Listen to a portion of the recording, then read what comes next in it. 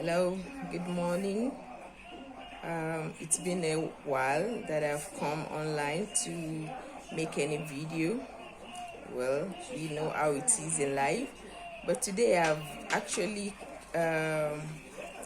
saw something that I feel that each and every one of us will benefit from, especially my colleagues and professionals. This can go a long way for anybody in any profession, because these are tips that you can implement to make life easy in whatever situation or circumstance you find yourself. These are for transition in life. At every stage in life, we move from one state to other, whether we change a job or we change a career or we move from one state to another.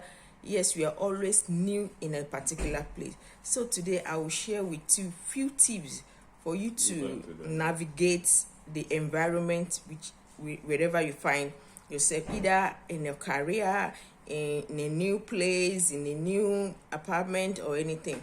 The first thing I want you to know is that asking questions is very, very important. You need to ask questions about where you are, what you are doing, things you need to know. Ask questions. If let's say, for example, assuming you are a nurse like I am, so you get into a new job, a new role in a new organization, you need to ask questions. Ask and ask and ask. There is nothing like a foolish questions. What you think might sound stupid might be a vital information that you need, that whoever that is putting you through in that place might think it is not necessary for you, but for you it might be one little tip that will put you in the right position and the right perspective in your career. So as a nurse in a new place, ask as many questions as you can. Don't be shy. Don't hesitate to ask. Even the smallest question of how do you use this thermometer to measure your temperature, where do they keep their stocks, how do they do things, how do they collect samples from patients, all these things are very, very important. Make sure you ask all these questions.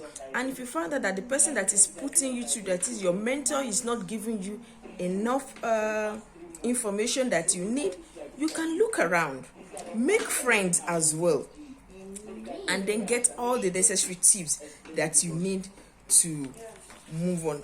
Number one tip, ask questions. Number two is that you need to be on top of your game. Be on top of your game. Always be involved in whatever people are doing. Try to know how do they do it. Whenever they are doing anything, be involved.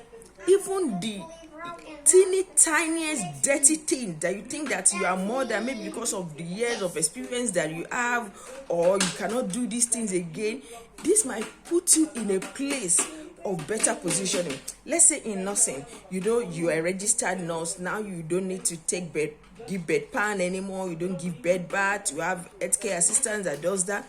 But when you get to a new place, doing this little thing will put you in the heart of your colleagues, because you are already making the right steps. Because this gives you the opportunity to get to know your patient, you get to know your environment, you get to know where they put their bedpan, you get to know where they put their products for activities of daily living in that particular place. So it will not be difficult when you have an urgent need to use these things in the future. And if your healthcare assistant is busy and your patient needs help in an urgent timing, you need to be able to offer that help. That will put you in the heart of your patient, put you in the heart of your colleague, and also make a way for you. So be at the top of your game. Number two. Number three is time management. It's very, very important. As nurses, we know that according to WHO, 1 nurse to 4 patients is expected. But in reality, it is never so. You cannot have 4 patients in a 200 bedded ward or 250 bedded ward where you are short-staffed, where you have less number of manpower. You have to take in more responsibility to perform your daily activities and to give the best care to your patients. So in case you are having 10 patients, let's just assume you are having 10 patients to attend to on your shift. You have to prioritize. You have to plan your timing. You have to know which patient needs the highest attention. A patient having a respiratory distress definitely is the first on your list that you need to attend to, settle down, rather than a patient that is what would I say, that has a high blood pressure that you have given is or med at 6 a.m. to, or a patient that is that has a wound. The patient that has a wound can wait while you attend to your patient with respiratory distress. So you have to manage your time wisely. You have to plan. You have to know, okay, this procedure that I want to do for this patient with respiratory distress, maybe he needs nebulization or he needs ventilation or something. You need to plan, okay, how many minutes? Okay, would I be able to finish with this patient in the next 5-10 minutes so that I can go to the next patient? Or you will need to call for help. And this is where it is important to work along with your colleagues as well. If you are always handy for them, they will be handy for you. But sometimes don't let handiness deprive you of your own goal. Sometimes your colleagues might want to take chances with you. They might want to play on your intelligence because you are always there for them. They will not be there for you. Instead of them helping you, they are spoiling your work. Be careful at the same time. So know who you are working with. Know your colleagues very well. Know their characters. Know their mindset. Know their priority, so that you will not jeopardize your own career as well. Another thing apart from time management is spend money. It's very important. Spend money on yourself. When you have a break, give yourself a good pamper, psychologically, physically, spiritually. As a nurse, you cannot survive this career if you don't have a higher power. And when I mean higher power, I mean God. You have to hold on tightly to your God, because not all sicknesses are natural. So take it as a point of duty to take your spirituality very, very serious. And aside that, when it comes to spending money, your shoes, you should spend money. You will save a lot by investing quality amount of money into what you use. Your scrub, your shoes, your stethoscope, your spig, everything you use for your work. Spend quality, spend good money on it. Don't go for cheap things. If you go for cheap things, you are not saving. But when you buy quality things, you are saving in the long run. Because remember, as a nurse, you are working, you have 10 patients, and you need to go to these 10 patients not once in your shift, not twice, not thrice in your shift. It means that you are working up and down. And then you have to go to your procedure rooms, you have to go to your assessment room, you have to go to your nurses station, you have to pick this, you have to call the doctors, you have to page them, you have to do all those things. So your footwear should be one of your priority. And aside your footwear, your stethoscope, buy quality stethoscope. You need it because you don't want to make a mistake in checking your patient's health status at any point in time.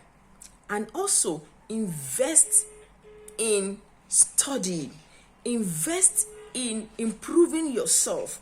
Go for courses from time to time. At least maybe every 3 months you take up a course for yourself. There are basic life support, which is mandatory for every nurses. There's advanced life support courses you can do. There's basic life support, pediatric advanced life support courses that you can do. There's insertion of IVFs courses that you can Go for just to improve yourself, so that you can manage your time as well. Because if you know all these things at the tips of your finger, it will help you a long way.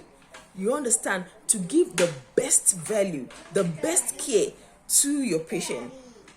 And also, your employer will be happy because you will be the go-to nurse at every point in time, because you're able to manage your time, be able to give in your best, and do the right thing at the right time. Another thing that you need to know. Sorry, viewers, if I've zeroed everything on nurses, okay, because this comes handy for me to explain, to buttress the point, but this can be applied in any areas of our life. Either you are an HR or you are a customer care provider, anywhere you find yourself, these tips will work a long way for you. Remember why you are in that place. Remember why you chose that career. Remember why you applied for that job.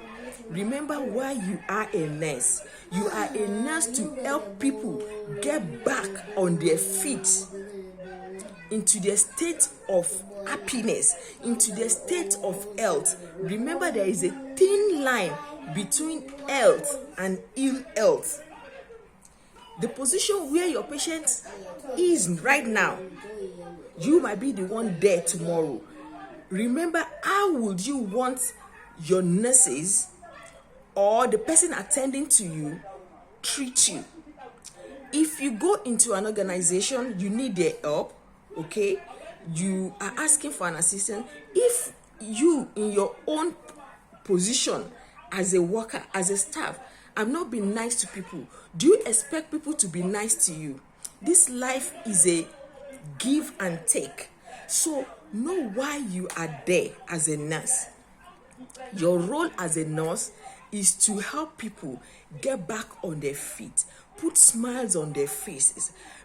If you are a pediatric nurse, you work with babies, you know mothers and fathers will come with anxiety. Try as much as possible to tolerate them. Sometimes they come at the time that you already are sensed as well. But even in that, remember that a little smile or just keeping quiet could go a long way to release, to calm that explosion that is coming. And this will help you a long way. It will help you in your career. It will help you in your relationship with your patient. It will help you with time saving with your patient. And then also, one last final tip: pray always. Pray always. Pray always. It's very, very important. No matter how nice, how good you are in your work, there are always one bad person that will come and spoil whatever good thing you have been building, either as a colleague or as a client or as a family. Even you can get a call from your parent, from your family back home, and it will spoil your mood. And if you are not very, very sensitive, this can disrupt your day totally. So my viewers, I hope this will help you, to guide you in whatever way. Even in your relationship with your children, patience is very, very important. This is another point that I think will also help. Patience, patience, and patience. Thank you so much. It's been wonderful making this video today. It's been a long while that I've come online to drop a video. I want you to like, to share, and if you have received any value from this, share with your friend. Subscribe to my YouTube channel, so anytime I come online, you will be able to know when I come on. Press the like button, comment, and share. I want to hear your comment. I want to know what you want me to talk about the next time. It might not be anything about health, it might be something different, might be something about spiritual life, taking care of kids. As you all know, I assist parents to navigate from being single to motherhood, how to navigate their life, how to juggle their life, their work life, and everything together. So please do give me a thumbs up, subscribe, and like. See you next time. Bye.